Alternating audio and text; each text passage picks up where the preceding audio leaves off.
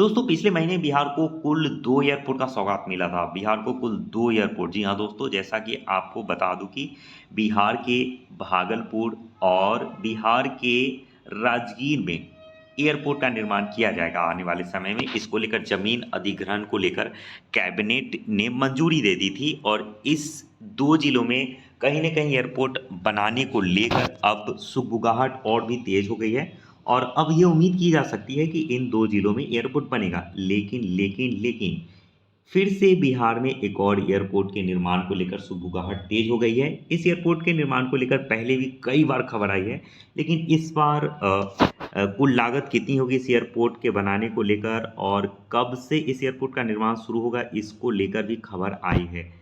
तो हेलो दोस्तों, मैं हूं अर्जुन और आप देख रहे हैं पटना न्यूज़। अगर वीडियो अच्छी लगी वीडियो को लाइक कीजिए, चैनल को सब्सक्राइब कीजिए और आपकी कोई राय हो तो आप मुझे कमेंट बॉक्स में बताइए कि यह एयरपोर्ट कब तक बनेगा।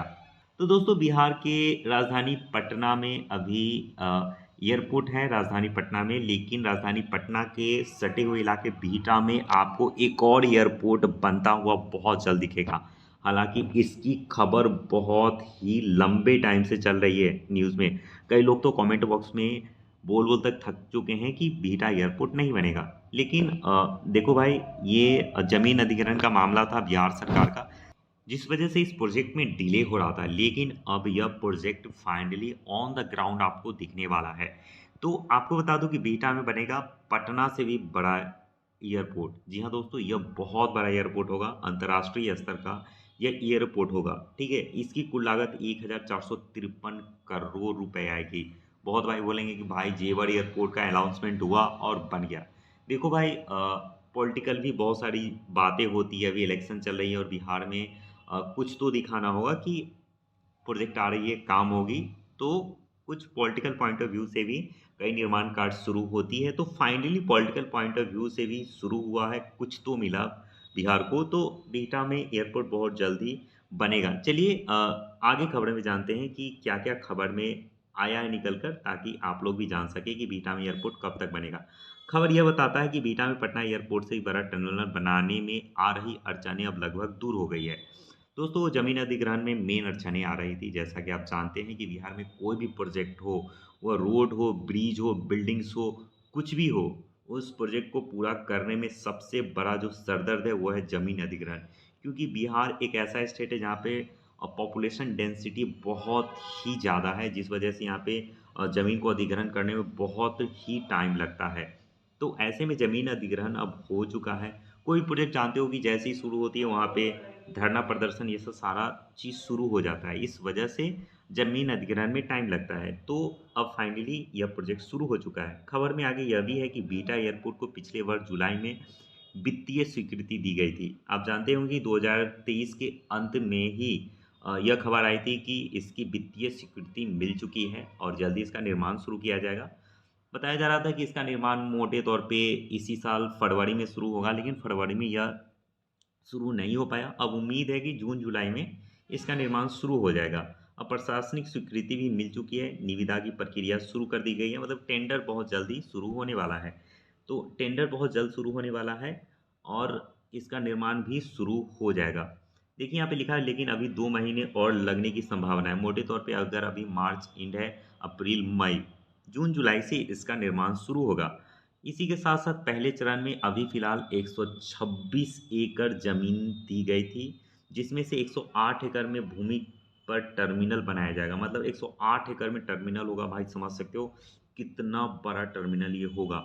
और 18 एकड़ में state hangar, okay, state hangar का निर्माण होगा। इसके अलावा जो भी ज़मीन बची हुई है वहाँ पे आपको कई और चीज़ें देखने के लिए मिलेगी, जैसे कि रनवे जैसे और भी अन्य चीज़ें देखने के लिए मिलेगी। इसके साथ साथ इसके अतिरिक्त 8 एकड़ भूमि की मांग की गई थी, जिसके अधिग्रहण की प्रक्रिया पूरी कर ली गई है। अधिसूचना जारी कर शेष जमीन को एयरपोर्ट अथॉरिटी को सौंप दी जाएगी। 7 करोड़ रुपए की लागत से 8 फीट ऊंची 4 किलोमीटर लंबी चार दीवार बनाई गई है। दोस्तों देखिए, जमीन अधिग्रहण जब हो जाती है तो ज़्यादातर प्रोजेक्ट में क्या होता है कि उसको ना ऐसे ही छोड़ दिया जाता है। लेकिन इस बार एयरपोर्ट अथॉरिटी और अन अथॉरिटी इसको ध्यान में रखते हुए इसकी चारदीवारी इसलिए कर रही है क्योंकि यहाँ पर अतिक्रमण ना हो सके, क्योंकि अतिक्रमण फिर से हो गई तो फिर से इस ज़मीन को खाली कराने में सरकार की पसीने छूटेंगे और प्रोजेक्ट डिले हो जाएगा। तो आगे भी देखते हैं कि आगे खबर में क्या कहता है। आगे खबर में यह कहता है कि इस परियोजना पर कुल 1453 करोड़ रुपए की खर्च होने वाली है। इसका पहला बजट 8 करोड़ रुपए का था। जी हाँ दोस्तों, आपको यह भी बता दूं कि इसका पहला बजट जो था ना वो 800 करोड़ का था, लेकिन डिले होने की वजह से लगभग 4 से 5 साल डिले है ये प्रोजेक्ट। और अब इस प्रोजेक्ट का कुल कॉस्ट 1453 करोड़ हो चुका है। ठीक है, आपको बता दूं कोई भी प्रोजेक्ट है स्टार्टिंग में वो होता है 500 करोड़ का प्रोजेक्ट, और प्रोजेक्ट डिले होता है तो पता चला कि 1000 करोड़ का वो प्रोजेक्ट हो चुका है। तो इस तरीके से जनता की पैसे को बहाया जाता है लिटरली। तो विलंब होने की वजह से इस प्रोजेक्ट की लागत बढ़ चुकी है। खैर, एयरपोर्ट बन जाए वो बहुत बड़ी बात है। तो न्यूनतम इसमें कितने साल लगेंगे? 3 साल इस प्रोजेक्ट को बनने में लगेंगे, लेकिन मुझे लगता है कि अभी भी 5 साल और लगेंगे इस प्रोजेक्ट को पूरा होने में।